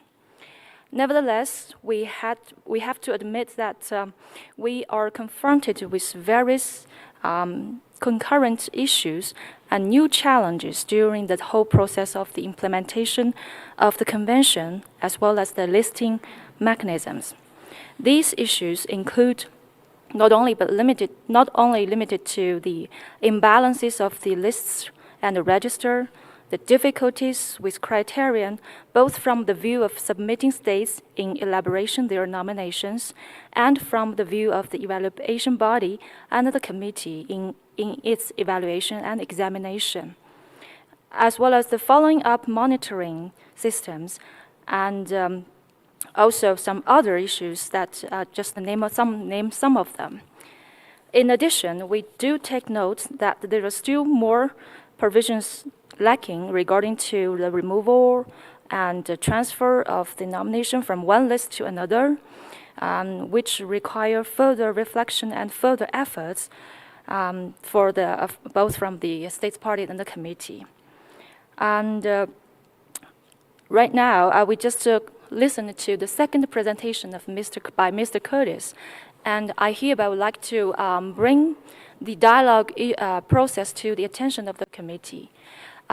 We do believe that this preliminary process is crucially important and it's a very positive approach. And we also thanks for this process that benefits most of some of the nomination files. But we do have some observations for this the 2019 cycle. We have noticed that we have some questions when we observe this current cycle. One, to what files should this dialogue applied? Should it be applied to all problematic files or some of them? And what criteria should be applied when we use this process? Should it be applied to all criteria of the inscription or some limited criteria, such as R2 or R5? And if it is applied to all the programmatic files, is it applied to each one of them or those that less than 2 criteria, which is believed to be insufficient to be satisfied? And question 3, what is the standard or criteria between minor issues or major issues? As we observe that from the 3 urgent safeguarding list nomination, 2 out of the 3 has 1 criterion not satisfied, but applied the dialogue process. And regarding to the representative list, out of the 12 nominations, only 4 of them was applied to the dialogue process. Regardless to mention, they have 2 or 3 criteria not satisfied, 2 or 3. So that brings us some questions about this dialogue process. But we do believe that further efforts or further reflections will be taken to improve or enhancing this upstream dialogue process. Having said all of this, we do believe that the committee sessions will be a very good occasion for all of us, all the committee members, to communicate and consult on those problems and issues or challenges that we have confronted during the process of the listing mechanisms. And we would join all the members and to call upon all of our commitments and wisdom to make more further reflections and further improvement of all the listing mechanisms during the implementation of the convention. Thank you very much, Madam Chair. Thank you for your intervention, Shaina. I'm sorry I didn't notice when you asked for the floor, so I apologize. Japan? Well, thank you very much, Madam Chair. And as for the statement by Mr. Curtis on the early harvest, I listened to that very carefully, and I'd like to make a few comments on that. And my comment is actually overlapping the point made by Chinese, and I think we share the common view that upstream dialogue will constitute probably a very important part of the possible outcome of this process of the review of mechanism. And because it is very important, as it will serve the betterment or better informed assessment by evaluation body. And number 2, it will give the evaluation body a very important opportunity to have a dialogue with the nominating parties. And I repeatedly pointed out this too. Number 1, better informed evaluation. Number 2, deeper and more substantial dialogue between the evaluation body and the nominating party will be 2 crucial elements to improve the system that we need to improve for the sake of the credibility of the system. And I'd like to suggest 2 points. And number 1 is how do you select the element that would be put to the process of the upstream dialogue? And the rapporteurs actually made a very good presentation, but still the criteria of the minor issues and confused statements, they are not clear enough. And hopefully this time you have given the 6 element opportunity for the dialogue, but in the future I hope that we can expand the numbers of the elements to be given that good opportunity. Number 2, how we will treat the outcome of the dialogue. And this time, of course, we understand it's provisional and experimental, but there are some confusions. Particularly, there was no revision of the nomination file itself based upon the outcome of the dialogue. But in my view, and particularly Mr. Matsuda, as my colleague of China mentioned, he already stressed the importance of dialogue as a core principle of UNESCO.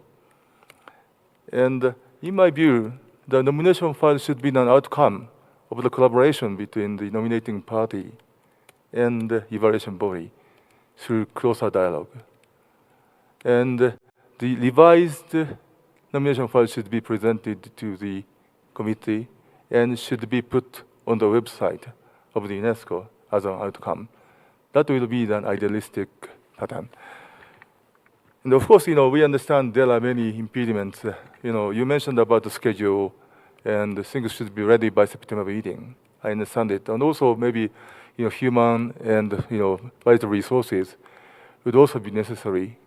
But, so if you can, please, before the meeting of the expert in March, please give us some ideas. What are the impediments to make this improvement? And what do you request to the member state to do? And then let's discuss about the way forward. Thank you. Thanks again, Japan, for your valuable contribution. Then I'll give the floor to Poland. Thank you, Madam Chair. Poland commends the Secretariat for the report provided on the global reflection on the listing mechanism and the early harvest package. We would like to point out that regarding recent events, the need for the overall reflection on the intent and purpose of the listing mechanism is an urgent matter. We are strongly supporting all actions undertaken regarding the reflection on the revision of the listing mechanisms, even though the operational directives regarding the nomination procedure and the nomination forms have evolved since the first inscription cycle. The inscription criteria themselves have only been subject to a minor amends. We are still facing some difficulties in fulfilling some of the criteria in the nomination files, like R2 as well U5 and R5. Thanks to the early harvest package, during which the technical issues in the dossiers may be corrected, at this committee session we experienced that the dialogue mechanism for some of the cases has been effective and the elements were inscribed successfully. The State Party of Poland wishes to underline that we are in favor of the upstream dialogue process introduced in 2019, and in our view it should be effectively implemented. For the spirit of the Convention, it is at any doubt that the clear and transparent processes are necessary to be established for the proper implementation of its provisions. Other issues, like the lack of monitoring mechanism under which it might be examined whether the ICH element of is protected properly, are also a new challenge. Poland is looking forward to participate in the global listing mechanism reflections and wishes to thank the government of Japan for the initiative. Thank you, Madam Chair. Thank you, Poland. Now I'll give the floor to Mr. Curtis. Thank you, Madam Chairperson. I suppose I would like to just point out, indeed, and as was mentioned also by the Ambassador of Japan, that the proposed changes to the operational directives only address procedural aspects within the current system of evaluating. They do not address what are the criteria for initiating the dialogue. They merely state that the evaluation body will initiate the dialogue. There are limitations, and there are just limitations in terms of time and resources in order to give time for more completing the file and perhaps more substantive dialogue processes. And that is why there is a need for an overall reflection, because an overall reflection could take into account some of the entire cycle and not just between June and September. And through that overall reflection, there may be opportunities to explore for upstream. So what we propose here are a series of amendments that do not define exactly on what criteria, and it is left to the evaluation body to decide. And perhaps subsequent committees could comment and discuss on that. But the operational directives allow the evaluation body to change its amendments and give a procedure through which a question and exchange, which we tested this year. And this is, again, called the early harvest package because it is probably waiting for let's say, improvement or reforming once the overall reflection and the reforms of the listing, including those issues mentioned by the delegation of Poland, such as Criterion 2, and so on and so on. With that, that is how these amendments have been proposed, and that is what is before you. Thank you. Thank you, Mr. Curtis. At this stage, I will propose to move on to the adoption of the amendments to the operational directives, paragraph by paragraph. So we have it on screen. That's the Annex 3. First of all, I-15 regarding timetable, there is no change. Adopted. 54, no change. Adopted. 55 regarding the evaluation of phase 2. Adopted.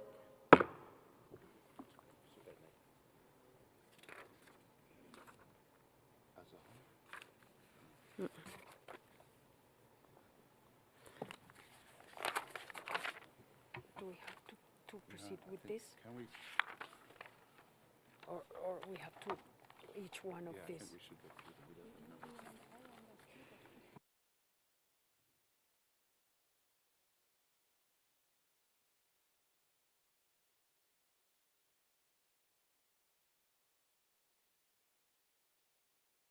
Okay, 55, as you can see, has several sub-items. Can we adopt it as a whole and prior scrolling it?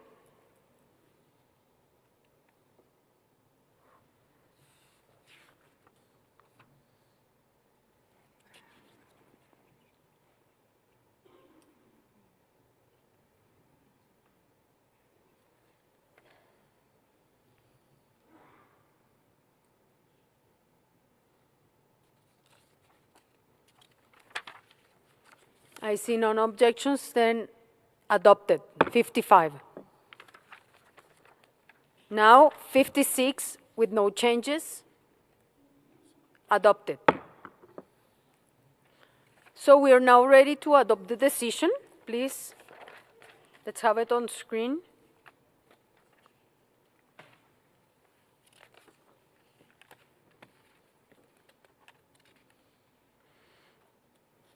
Since there are more than one amendment, we have amendments, so we proceed paragraph by paragraph.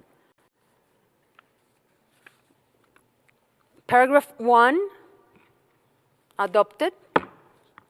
Paragraph 2, there's an amendment by Philippines, Poland, and Azerbaijan, supported by those countries. I see no objections. Adopted. Paragraph 3, without amendments. Adopted. Paragraph 4, same thing. Adopted. Paragraph 5, amendment from Philippines, Poland, Azerbaijan. Le Sénégal. Et juste Pour appuyer, oui. we will add Senegal. Okay, we can adopt it. Paragraph 6, non-amendments. Adopted. Paragraph 7, no changes. Adopted. Paragraph 8, Philippines, Poland, and Azerbaijan have submitted an amendment. None objections. Adopted. Paragraph 9.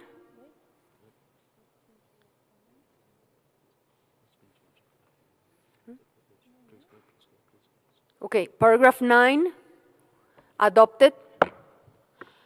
Paragraph 10. Amendment by Philippines, Poland, Azerbaijan.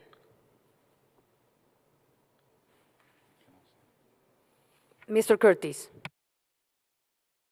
Just on this amendment, it does look a little bit redundant to talk about procedures and forms, and I'm wondering whether it would be acceptable to change it to establish clear and specific procedures and criteria for the removal of an element. Once those procedures and criteria are established, we can talk about forms.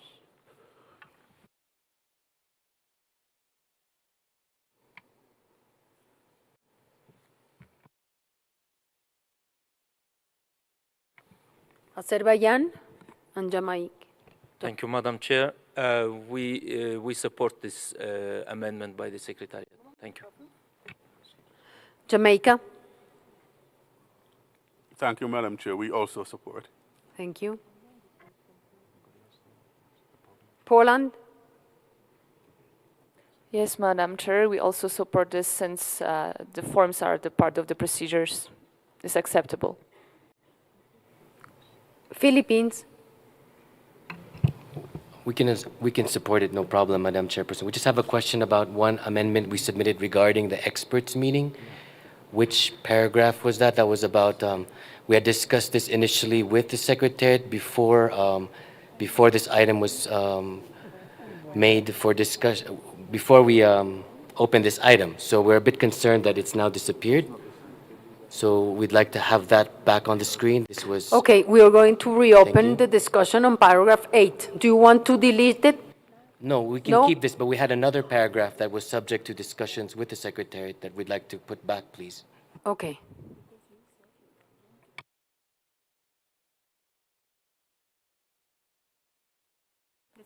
With apologies, I think there's been an error in the typing about what we discussed. So that paragraph 8, we'll get the system set up, and then we'll come back to the screen. Sorry. Yeah. We're used to this now.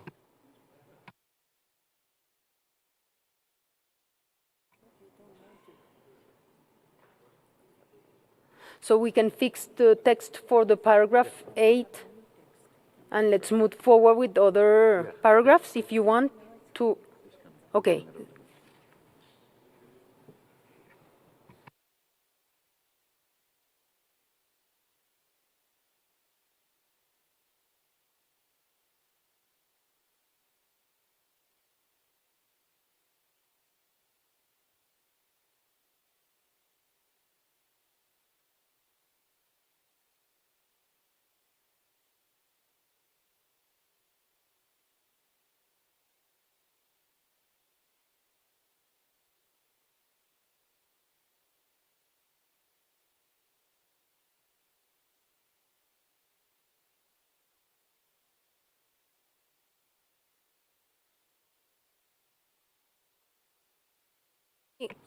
Can we see it on screen, the decision, so we can move forward while you rewrite or you adjust the paragraph 8?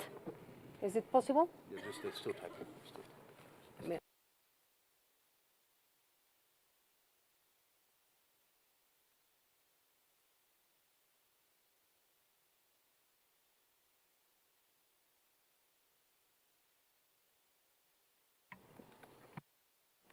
Deux minutes parce que c'est pas possible d'avoir sur l'écran.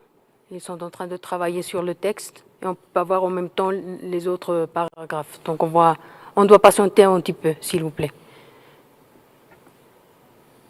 Non?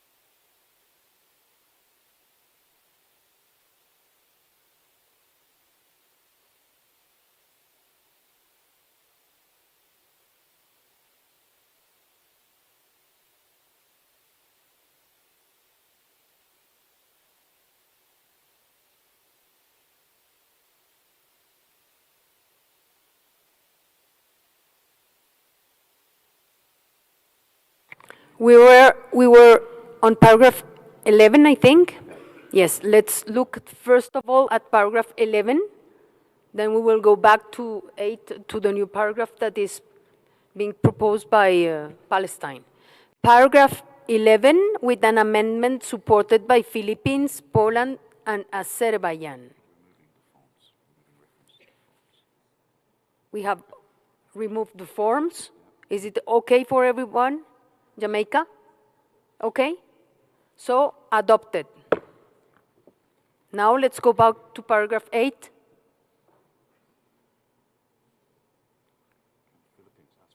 Philippines. Thank you, Madam Chair. Yes, this was the paragraph that we had discussed during the lunch break amongst the co-sponsors of the amendment, Poland and Azerbaijan, with the Secretariat, and we came up with the formulation, the second paragraph you see on the screen, and we had accepted that. So I think it's now the second paragraph which would remain, and we hope it can be adopted by consensus. Thank you. Okay, now it's clean. Can we adopt it? Paragraph 8. Okay, adopted. Let's go down to paragraph 12 with an amendment from Philippines, Poland, and Azerbaijan.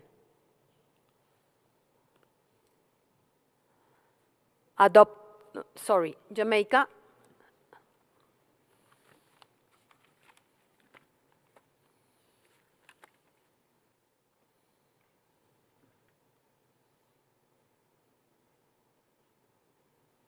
Jamaica. No? Sorry, Madam Chair, I was just saying that Jamaica wishes to add its support. Oh, support, to okay. that. To add Jamaica, please. And Kazakhstan? The same issue. We Thank want you. to be added. Thank you. Thank you, Zambia. Same, you support? Zambia. Do you want to be added to the support list?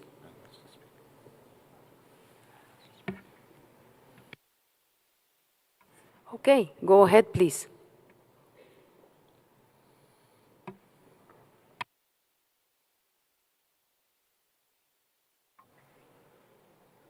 Zambia, the floor is yours. All right. Thank you very much, Madam President. I don't know where this would be the right section where we should talk about the criteria for joining a nomination file. We have examples, for example, in Southern Africa, where files have been submitted by one country and 2 or 3 other neighboring countries would like to join that nomination so they don't make unnecessary multiple nominations. So I don't know where this is the area where we can include that, or... This is an issue coming later. Oh, it's coming later? Yes. All right, thank you. Thank you. Thank you. Liban? Je voudrais aussi ajouter le Liban à cet amendement.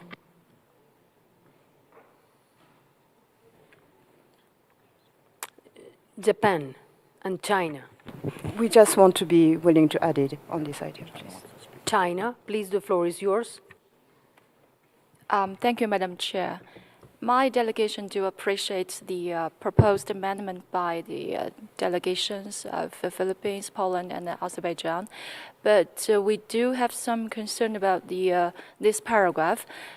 We do not think that the committee just had a very in-depth or detailed or enough discussion on the reflection on the possible revision of criteria R2.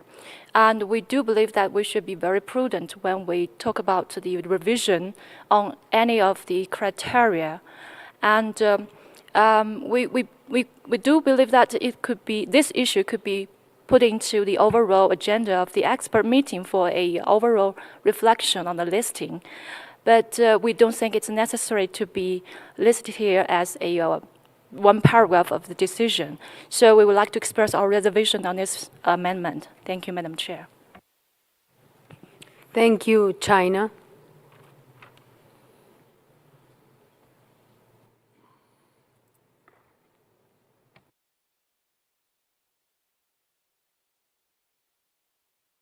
We can go then to the adoption of paragraph 12, Sénégal. Demandé tout à l'heure à ce qu'on soit ajouté à cette liste de... Tout à fait. Maintenant, c'est fait. Then, paragraph 12 is adopted. 13. As the previous one, it has an amendment supported by Philippines, Poland, Azerbaijan initially. Austria?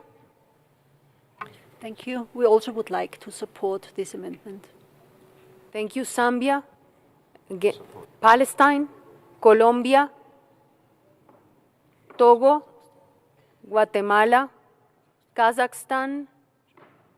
Lebanon? Japan? Cameroon? And Jamaica? Cyprus? Netherlands? Sri Lanka? Senegal, Philippines, okay. Cuba, okay. Mauritius, Djibouti, Armenia,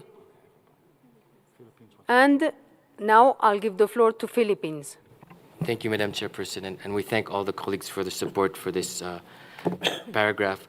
We just had a textual correction at the end when it says to consider including this item. It should have instead to include this item.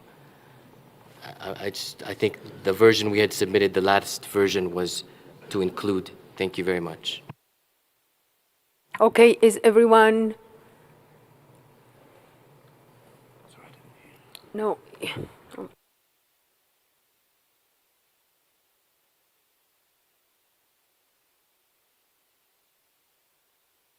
Is it okay for everyone? Then paragraph 13 adopted. Paragraph 14 adopted. Palestine. Paragraph 15, Madam Chair. We adopted 14, now it's for 15. Can I? Yes, excuse me, go ahead. Yes, thank you. So I have a very slight amendment. I will explain the scope behind it. Here we are asking the Secretariat what I mentioned in my intervention in the general debate about the communication received from third parties concerning inscribed elements, but I would like to make it also regarding elements to be inscribed, which means the nominations that are ongoing. So I will give a language, maybe the Secretariat can help afterwards. So it will read like this, maybe on the screen. Further request that the Secretariat continue to bring to the attention of the committee information received from third parties concerning already inscribed elements, as well as nominations submitted for possible inscription, as well as nominations submitted for possible inscription, and to do so in the form of a summary to be included in a working document regarding the follow-up of already inscribed elements and regarding nominations under consideration. So at the end we add "and regarding nominations under consideration." Thank you, Madam Chair. Thank you, Palestine. Do you want to say something, Secretary? Certainly, and I just would like to underline that, in fact, at the moment, the current system based on decision 7-15 does provide the opportunity for sharing correspondence both to the evaluation body and to the committee. Any correspondence we receive up to 2 weeks before the committee is attached to the file. And if it's received before the meeting of the evaluation body, within certain dates, which I don't have exactly at hand. So there is already a process for giving visibility. We don't do a summary of that, so now you're asking us to do a summary. The issue was being after inscription, there was no process for bringing it to the committee. So that's just to say that. Yeah. Thank you. Thank you, Mr. Curtis. Is everyone okay? Oh, sorry, Azerbaijan? Thank you, Madam Chair. We thank the Palestine for this amendment, and having listened what the Secretary of the Convention said, we believe that it is a very pertinent amendment and would like to join. Thank you. Okay, then let's move on to the adoption of the paragraph number 15. Adopted. Paragraph 16. Adopted. Paragraph 17. Adopted. Now we're going to adopt the decision as a whole. The decision 14 is adopted.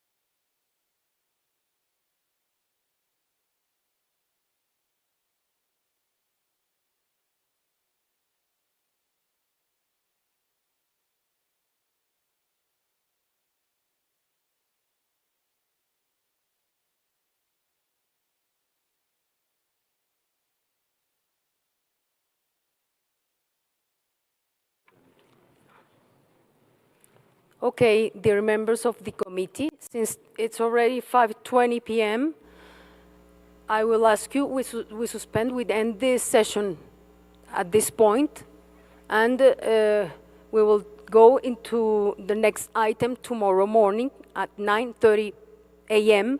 But before that, we will give you some practical information. The Secretary is going to deliver some of it, and then I'm going to deliver practical information about our closing ceremony that will take place on Saturday at 8 p.m. in the Plaza de Bolívar. okay? Just to finish this session in this way. Thank you so much. The floor is yours, Mr. Curtis. Thank you, Madam Chair. Just before the presentation on the closing event tomorrow, to remind you that this evening there are several events happening. A seminar on the Orange Economy, New Perspectives on Cultural Public Policy, organized by the Deputy Ministry of Creativity and Orange Economy of Colombia in room NO. There will also be a seminar on ICH management in Bogota, organized by the Cultural Heritage Institute of Bogota, 5:45 p.m. in room K. There's an award-winning documentary in room N in Spanish with English titles. And I would also remind you that the UNESCO exhibition, Sounds of Living Heritage, A Journey Through Indigenous Languages, is continuing in room P until tomorrow evening. Thank you, Madam Chairperson.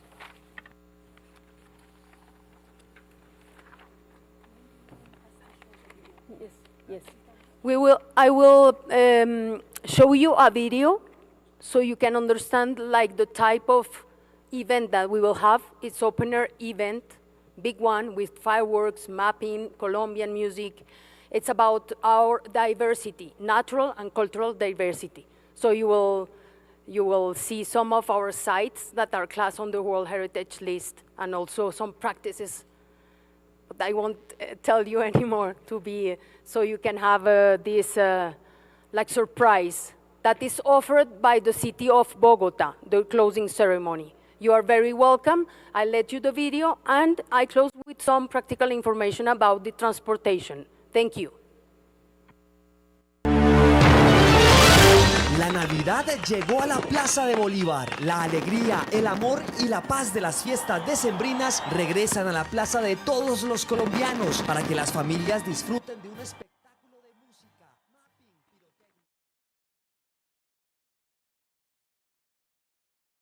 llena de historia. Alcaldía de Bogotá.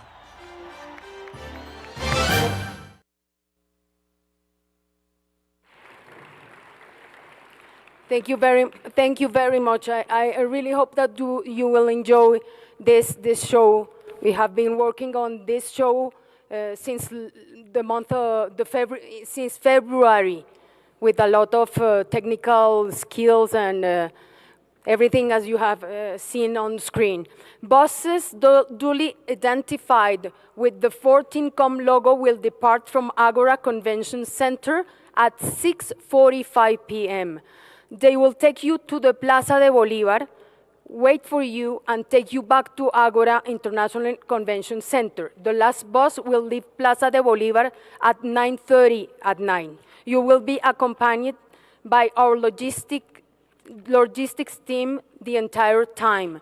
You can identify them by the orange and Dipro jackets they will be wearing. If you are scheduled to take a plane around midnight, you will have enough time to go to your hotel, take your personal belongings, and get the airport shuttles. You will receive an email linked to a Google form. We kindly ask you to confirm your assistance. Thank you very much.